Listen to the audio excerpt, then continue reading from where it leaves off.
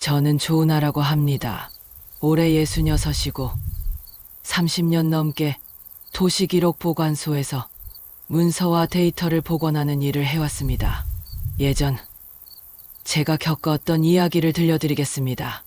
남편이 세상을 떠난 날 저녁, 빈소에 모인 사람들의 시선이 영정사진보다 정산 책상을 더 많이 기웃거린다는 걸 눈치챘습니다.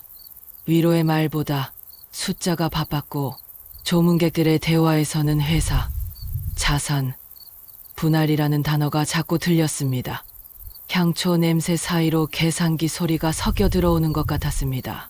며느리 정나윤이 제게 다가와 미소를 지으며 말했습니다. 어머니, 이 방은 저희가 정리할게요. 어머니는 쉬세요. 그 순간 저는 이상한 기분이 들었습니다. 마치 제가 방해가 되는 존재인 것처럼 느껴졌거든요. 그 말에 저는 자리에서 일어나 문을 열었습니다. 비켜선 건 뒤로 물러남이 아니라 앞으로 걸어 나가기 위한 시작이었습니다. 검은 옷을 입은 사람들의 물결 사이를 지나면서 저는 작은 스카프 안쪽 포켓을 눌렀습니다. 거기엔 열쇠 2개가 있었습니다. 하나는 아카이브 금고의 것이고 다른 하나는 제 이름으로 된 사서함의 것이었습니다. 남편과 함께 살아온 40여 년 동안 제가 모아온 모든 것의 열쇠였습니다. 저는 평생 흩어진 기록을 붙이는 사람이었습니다. 안 보이던 것을 보이게 하는 일, 찢어진 문서를 복원하고 흐릿해진 마이크로필름에서 글자를 되살리고 시간의 흐름 속에서 사라져가는 증거들을 보존하는 것이 제 일이었습니다. 남편이 얼굴이었다면 저는 뼈대와 장부였습니다. 남편은 내륙물류 회사를 운영했지만 회사의 진짜 가치는 평범한 화물 운송에 있지 않았습니다. 재난 상황에서의 비상물류 시스템, 그것이 핵심이었습니다. 지진이나 홍수, 태풍 같은 재해가 닥쳤을 때 생필품과 의료용품을 가장 빠르게 전달할 수 있는 경로와 방법을 설계한 것이 바로 저였습니다. 거버넌스 설계도 마찬가지였죠. 사람들은 물류를 단순하게 생각합니다. 물건을 A에서 B로 옮기는 것. 하지만 진짜 물류는 예측과 대비입니다. 어디서 무엇이 필요할지, 언제 어떤 경로로 보내야 할지, 비상시에는 어떤 우선순위로 움직여야 할지, 이 모든 것을 시스템으로 만드는 게 제 일이었습니다. 남편과 별개로 저는 도시 회복력 아카이브를 만들어 왔습니다. 도시가 재난에서 어떻게 회복되는지, 인프라가 어떻게 복구되는지, 사람들이 어떻게 다시 일상을 찾아가는지에 대한 모든 기록과 매뉴얼을 정리한 것이었죠. 30년 동안의 경험과 연구가 축적된 결과물이었습니다. 그리고 거기에 황금주라는 안전장치를 연결해 두었습니다. 일반 주식과 다르게 특정 상황에서 거부권을 행사할 수 있는 특수한 주식이었습니다. 무분별한 자산 매각이나 회사의 사회적 임무를 저버리는 결정에 대해 제동을 걸 수 있는 장치였죠. 남편도 이 시스템의 중요성을 이해하고 있었고 우리는 함께 이것을 만들어 왔습니다. 집으로 돌아가는 길에 딸 수연에게서 문자가 왔습니다. 어머니, 상주 동서는 저희가 챙기겠습니다. 금융과 법무는 가족이 꾸리겠습니다. 저는 그 메시지를 보며 씁쓸하게 웃었습니다. 가족이라는 단어는 종종 배제의 장식이 되곤 합니다. 포함시키는 듯하면서 실제로는 특정한 사람들만을 지칭하는 말이죠. 그날도 그랬습니다. 수연은 어릴 때부터 영리했습니다. 계산이 빠르고 현실적이었죠. 하지만 그 영리함이 때로는 냉정함으로 이어졌습니다. 사람을 숫자로 보는 경향이 있었고 감정보다는 손익을 우선시했습니다. 지금 이 상황에서도 그녀는 이미 계산을 끝낸 것 같았습니다. 장남 민우는 달랐습니다. 그는 체면을 중시했고 안정을 추구했습니다. 변화를 싫어했고 기존의 질서를 유지하고 싶어 했죠. 관리자 성향이 강해서 문제가 생기면 일단 덮고 보는 스타일이었습니다. 이번에도 빨리 정리하고 넘어가고 싶어 할 것 같았습니다. 막내 도윤만이 다른 반응을 보였습니다. 그는 마음이 여렸지만 동시에 변화에 열린 자세를 가지고 있었습니다. 새로운 것을 받아들이는데 거부감이 적었고 다른 사람의 입장을 이해하려고 노력하는 편이었습니다.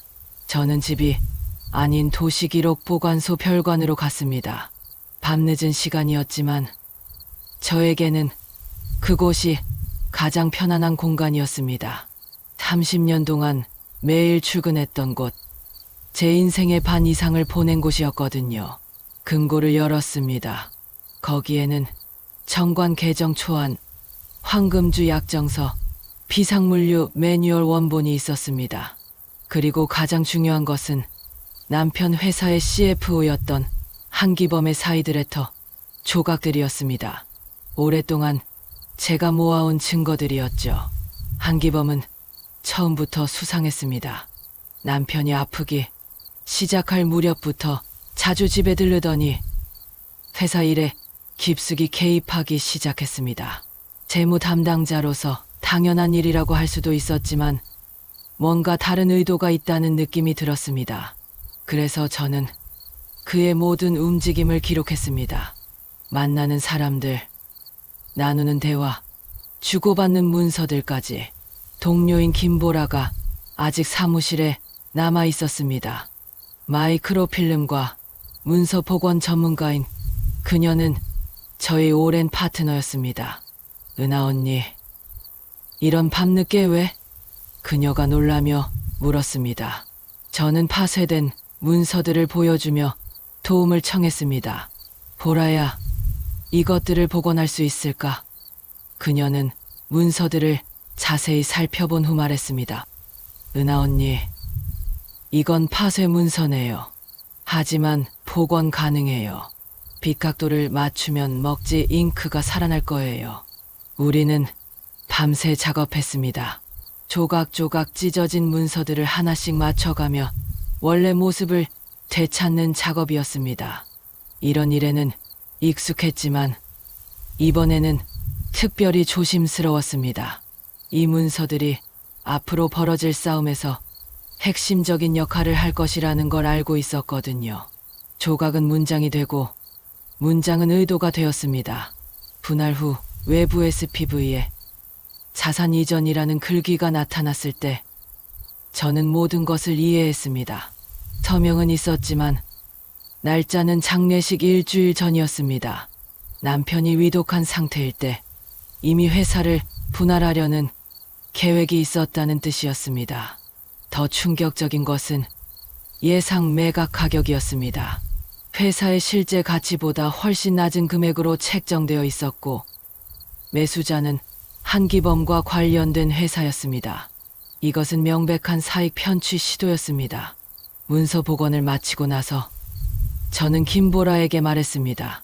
보라야, 이 일은 아무에게도 말하지 마. 아직은. 그녀는 고개를 끄덕이며 답했습니다. 언니, 걱정 마세요. 우리가 하는 일이 얼마나 중요한지 알고 있어요. 다음 날 아침, 저는 지인인 변호사 오태경에게 연락했습니다. 지배구조와 공익신탁 전문가인 그는 복잡한 법적 문제들을 명쾌하게 정리하는 능력이 있었습니다. 사무실에서 만나 상황을 자세히 설명했습니다. 오태경은 차분히 들은 후 말했습니다. 상황이 복잡하네요. 하지만 대응 방법은 있습니다. 핵심은 3가지예요. 첫째, 황금주 발동으로 단기 매각에 대한 거부권을 행사하는 것. 둘째, 공익신탁의 회사의 사회적 임무, 즉 재난 시 최우선 공급 의무를 명시하는 것. 셋째, 사이드 레터는 배임 시도의 증거로 보존하는 것입니다. 저는 그에게 말했습니다. 감정으로 싸우지 않을 겁니다. 타임라인과 서명, 원본으로 싸울 거예요. 그는 미소를 지으며 답했습니다. 그게 가장 확실한 방법이죠.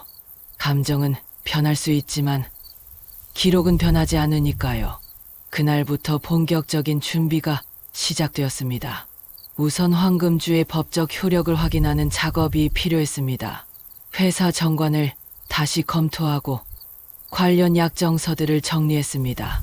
다행히 모든 서류가 완벽하게 갖춰져 있었습니다. 그 다음은 공익신탁 구조를 설계하는 일이었습니다. 단순히 회사를 지키는 것이 아니라 회사의 사회적 가치를 인정받고 그것을 지속 가능한 시스템으로 만드는 것이 목표였습니다. 이것은 법적 기술뿐만 아니라 사회적 합의가 필요한 복잡한 과정이었습니다. 며칠 후, 저는 회사 직원들과 협력업체, 지자체 담당자들을 초대해 설명회를 열었습니다. 회사 대회의실을 빌려서 진행했는데 생각보다 많은 사람들이 참석했습니다. 제목은 우리가 지켜야 할 것의 목록이었습니다. 첫 번째 장은 비상물류 매뉴얼의 페이지였습니다. 재난 상황에서 어떻게 생필품을 전달하는지, 어떤 우선순위로 움직이는지를 보여주는 자료였죠. 참석자들은 그 복잡하고 정교한 시스템에 놀라워했습니다. 두 번째 장은 황금주 약정서였습니다. 단 한 표가 무책임한 매각을 멈출 수 있다는 약속이었죠. 이것이 단순한 권력 구조가 아니라 회사의 사회적 가치를 지키기 위한 안전장치라는 것을 설명했습니다. 세 번째 장은 사회적 임무 계약서였습니다. 가격보다 도착 시간을 먼저 적은 문서였습니다. 이익보다 사명을 우선시하는 회사의 철학을 보여주는 증거였죠. 설명회가 끝난 후 한 직원이 다가와 말했습니다. 사모님, 저희는 몰랐어요. 회사가 이런 일을 하고 있다는 것을. 또 다른 협력업체 담당자는 이렇게 말했습니다. 이런 시스템이 사라지면 안 되겠네요. 지역 전체가 타격을 받을 거예요. 그러자 가족들이 반격에 나섰습니다. 장남 민우가 앞장서서 저를 인지저하가 있다며 계좌를 묶으려고 했습니다. 갑작스러운 공세였지만 저는 이미 준비가 되어 있었습니다. 의사소견서와 업무, 이메일 로그를 제출했습니다. 날짜는 정확했고 첨부 파일은 제가 직접 만든 표준 양식이었습니다. 정신적으로나 업무적으로 전혀 문제가 없다는 것을 객관적으로 증명하는 자료들이었죠. 민우가 찾아와 말했습니다. 어머니, 회사가 흔들립니다. 투자자들이 우려하고 있어요. 이런 식으로 나가면 모든 걸 잃을 수도 있어요. 저는 차분하게 대답했습니다. 흔들리는 건 숫자가 아니야. 원칙이야. 원칙이 흔들리면 숫자도 의미가 없어. 수연도 찾아와 설득을 시도했습니다. 어머니, 현실을 보세요. 감정적으로 접근하시면 안 돼요. 우리 모두의 미래가 걸린 일이에요. 하지만 저는 이것이 감정의 문제가 아니라는 것을 알고 있었습니다. 이것은 가치의 문제, 원칙의 문제였습니다. 그런 중에 막내 도윤이 먼저 고개를 숙였습니다. 제가 배울게요. 현장부터 시작하겠습니다. 어머니가 만든 시스템이 어떻게 작동하는지 직접 보고 싶어요. 그 말은 터닝 포인트였습니다. 적어도 한 사람은 이해하고 있다는 뜻이었거든요. 도윤의 말을 듣고 저는 희망을 품기 시작했습니다. 변화는 가능했고 이해는 교육을 통해 이루어질 수 있었습니다. 문제는 시간이었습니다. 한기범과 그의 협력자들이 얼마나 빨리 움직일지 예측하기 어려웠거든요. 며칠 후 예상대로 법적 공격이 시작되었습니다. 저의 의사결정 능력에 문제가 있다며 후견 개시 신청이 들어왔습니다. 동시에 황금주의 효력에 대해서도 이의를 제기했습니다. 하지만 저는 모든 것을 준비하고 있었습니다. 법원에 제출한 반박 자료는 방대했습니다.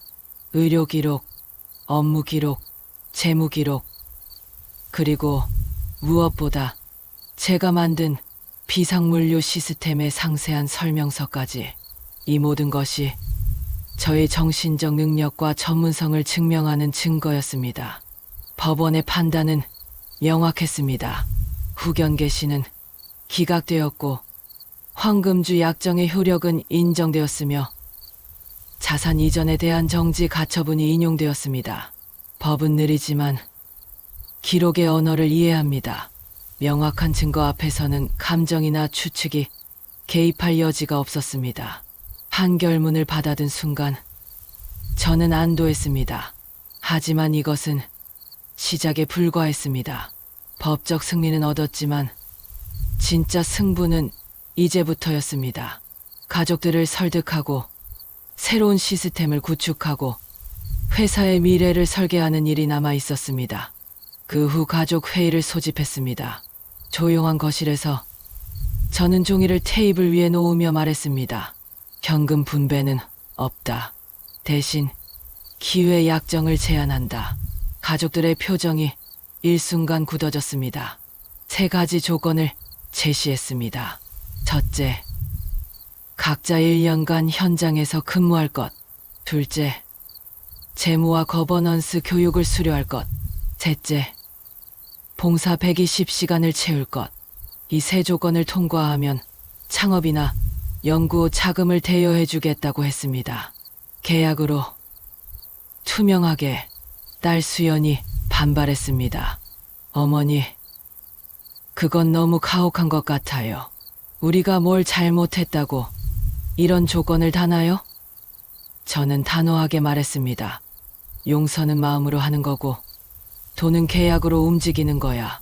감정과 재산은 별개야. 민우도 불만을 표했습니다.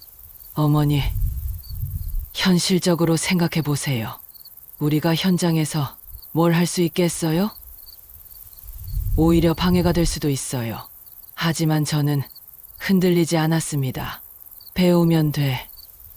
나도 처음부터 알았던 건 아니야. 도윤마는 다른 반응을 보였습니다. 어머니, 저는 동의해요.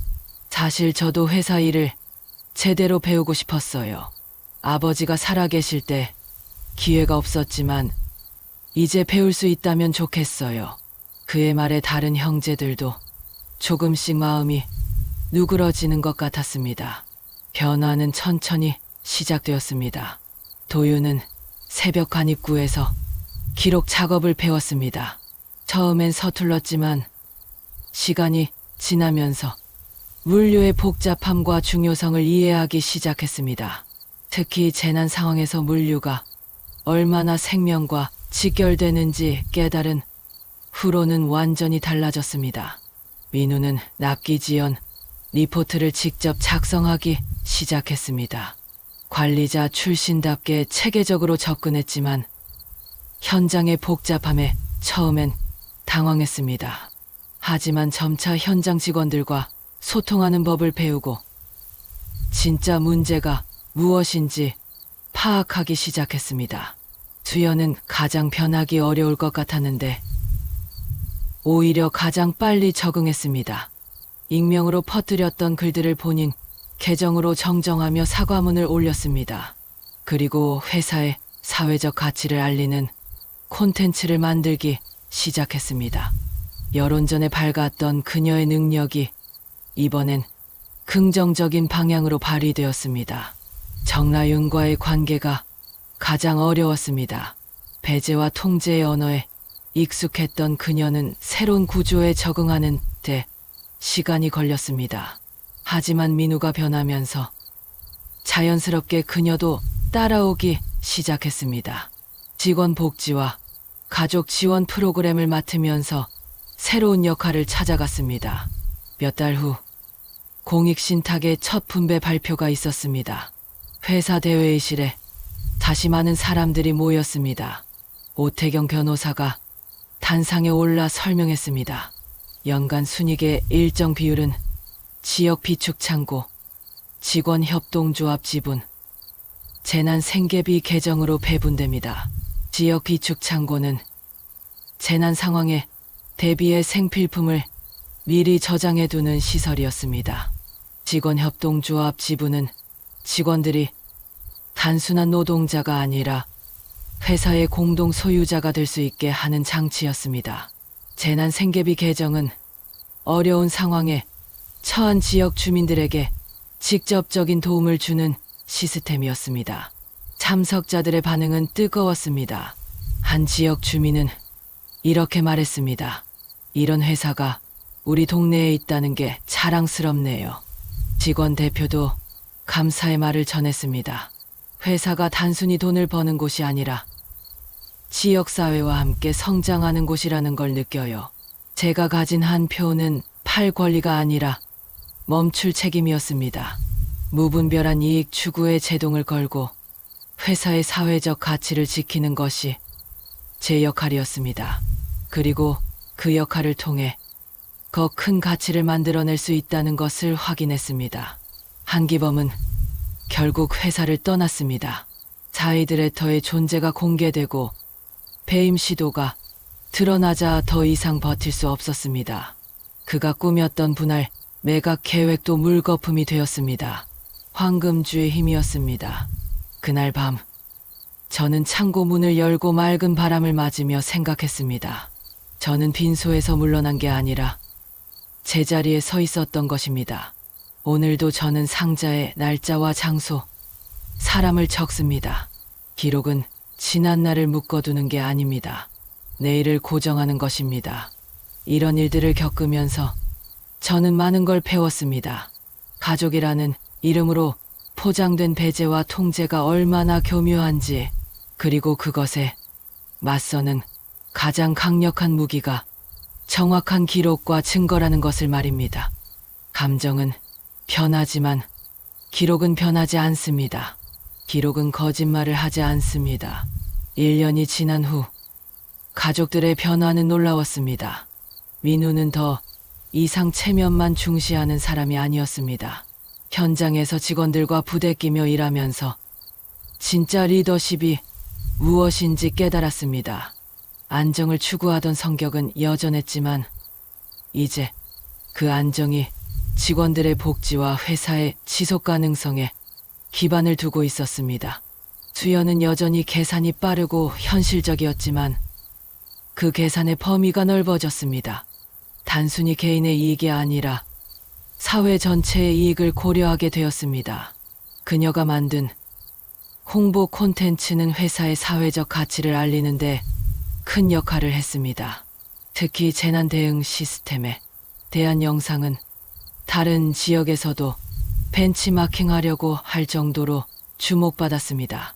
도유는 가장 극적인 변화를 보였습니다.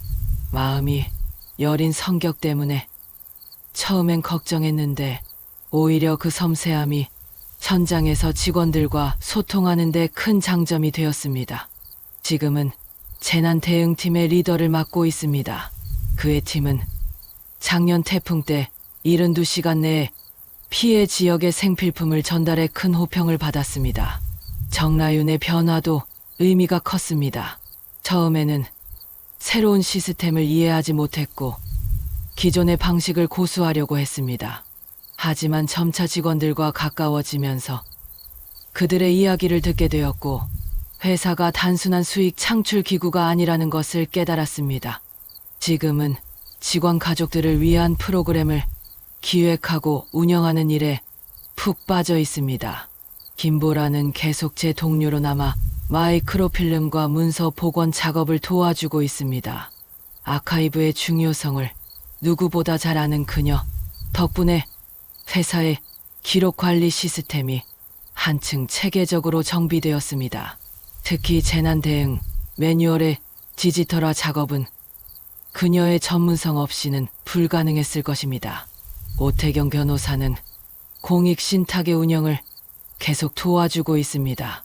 법적 구조를 만드는 것도 중요하지만 그것을 지속적으로 관리하고 발전시키는 것이 더 중요하다는 걸 보여주는 좋은 사례가 되었습니다. 그는 정기적으로 신탁 운영 현황을 점검하고 필요한 경우 법적 조치를 취하는 역할을 하고 있습니다. 지금 회사는 단순한 물류업체가 아닙니다. 재난 상황에서의 필수 물류를 담당하는 사회적 기업이 되었습니다. 이익의 일정 부분은 지역 비축 창고 운영에 사용되고 직원들은 협동조합 지분을 통해 경영에 참여합니다. 재난 생계비 계정은 어려운 상황에 처한 지역 주민들에게 실질적인 도움을 주고 있습니다. 작년 여름 큰 홍수가 났을 때 우리 회사의 진가가 드러났습니다. 일반 물류업체들이 수익성을 이유로 피해 지역 진입을 꺼릴 때 우리는 즉시 비상 체계로 전환했습니다. 도윤이 이끄는 재난 대응팀은 24시간 내에 현장에 도착했고 72시간 내에 필요한 모든 구호 물자를 전달했습니다. 그 과정에서 제가 만든 비상물류 매뉴얼이 위력을 발휘했습니다. 어떤 경로로 가야 하는지, 어떤 우선순위로 물자를 배분해야 하는지, 현장에서 어떻게 대응해야 하는지에 대한 모든 것이 체계적으로 정리되어 있었거든요. 직원들은 매뉴얼에 따라 움직였고 그 결과 혼란 없이 효율적인 구호 작업을 할 수 있었습니다. 지자체에서는 우리 회사의 대응을 모범 사례로 선정했습니다. 다른 지역에서도 벤치마킹을 위해 방문했고 우리의 시스템을 도입하고 싶다는 문의가 잇따랐습니다. 수연히 이런 외부 문의를 체계적으로 관리하면서 회사의 사회적 영향력이 더욱 커지고 있습니다. 제가 만든 도시 회복력 아카이브도 이제 공개되어 다른 지역의 재난 대응에 도움을 주고 있습니다. 기록은 혼자 가지고 있을 때보다 공유할 때 더 큰 가치를 발휘합니다. 전국의 여러 지자체와 물류업체들이 우리의 아카이브를 참고해서 자신들만의 시스템을 구축하고 있습니다. 특히 인상 깊었던 것은 부산의 한 중소 물류업체에서 보내온 감사 편지였습니다. 조은아, 님의 아카이브 덕분에 태풍 피해를 최소화할 수 있었습니다. 매뉴얼대로 대응했더니 평소보다 3배 빠르게 복구할 수 있었어요. 이런 피드백을 받을 때마다 제가 하고 있는 일의 의미를 다시 한번 깨닫게 됩니다. 가끔 사람들이 물어봅니다.